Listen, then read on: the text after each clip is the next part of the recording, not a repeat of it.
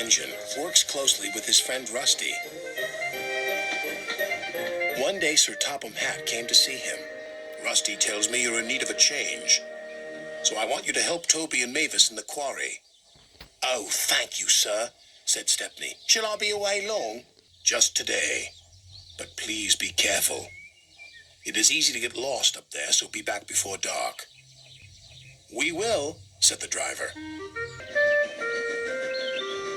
Stepney soon arrived at the quarry. Work us, said Toby.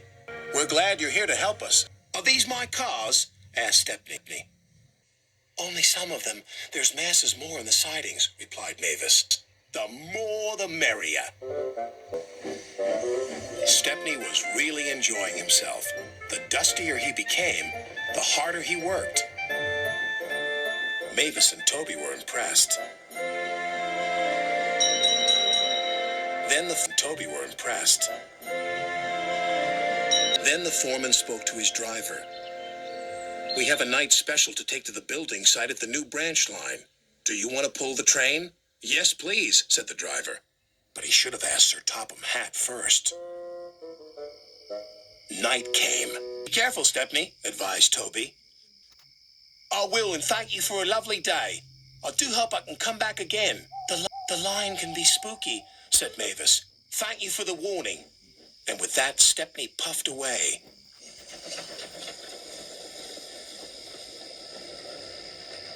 Stepney arrived on time and made the delivery of rocks and stones for the workmen. Then he set off for home. That's when the trouble began. The fog came down. Mavis was right. Suddenly everything does look spooky. There's a signal box, called his driver. And the signal light is green. Someone must have been expecting us. But they weren't.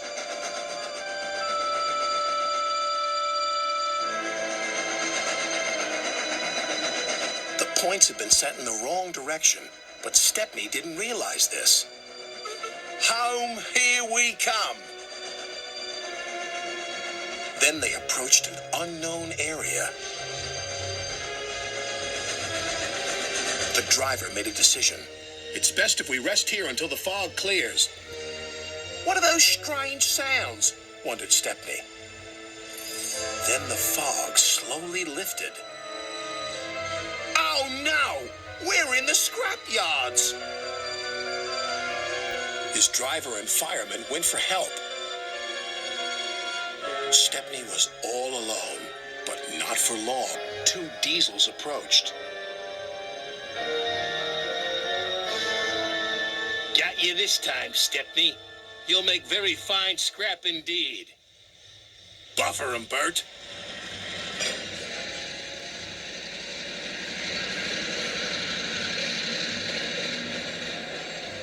The diesels took him to the large smelter shed.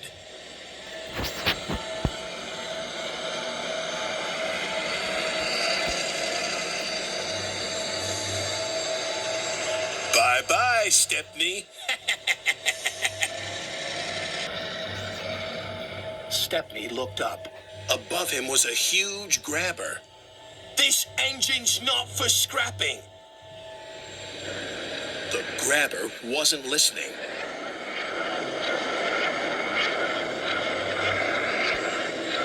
But just as it was about to grab hold of him, it stopped. There stood Sir Topham Hatt. It's a good thing I'm visiting this yard tonight.